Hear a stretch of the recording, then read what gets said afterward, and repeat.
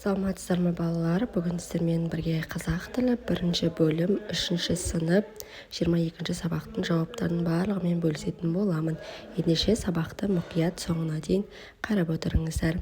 Так, бізде берілген 12-ші тапсырма өлеңді мұқият тыңда. Жақсы мен жаман. Жақсы деген немене? Әдеппенен өнеге, үлкендерді сыйлауың, ақыл сөзін тыңдауың. Жаман деген немене? Жаман деген жақсы емес. Жей қоятын тәтті емес, жақсы істерді көрмеуің, кішіге көмек бермеуің. Өлең не туралы айтылған деген, өлең мазмұны өз сөзімен айтып бер деген. Өлең бізде жақсы мен жаман туралы айтылған.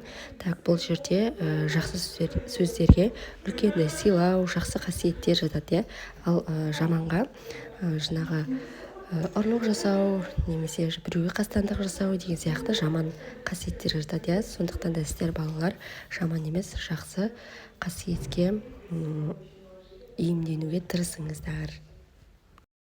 Ал келесі 13-ші тапсырма мақалды жатқа жаз. Жақсы сөз сүйіндіреді, жаман сөз күйіндіреді. Осыны дәптерлеріңізге жазып аласыздар.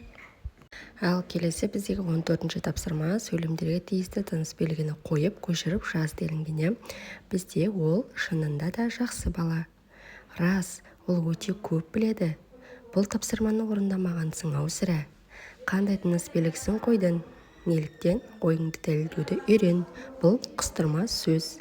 Өйткені делінген. Қараңыздар, мен қызылмен сіздерге арнайылап тыныс белгілерін қойып қойдым. Ол дегенде сызықша, рас дегенде үтір, орындамағансың ау, үтір қоясыздар, балалар. Келесі бізде шығармашылық үзіліс. 15-ші тапсырма. Бауыржан түскі үзілісте асханаға барды.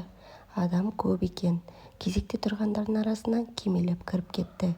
Кезекте тұрғандар реніш білдіріп, Бауыржанға жаратпаған кейіп танытты. Бірақ Бауыржан түк естімегендей тұра берді. Бауыржанның орнында сен болсаң, не істер едің? Әрине балалар, Бауыржанның орнында біз болатын болсақ, адам аз болатын болса, өз кезегімізді күтер едік, немесе ғафу етіңіз, кешіріңіз, өтіп кетсем бола ма деп айтар едік, Себебі біздер бір мектепте оқитын болған соң, бір-бірімізді күнде көретін болған соң, ол бізге ұят нәрсе, Ендеше балалар, сабақ осымен аяқталды. Сау болыңыздар.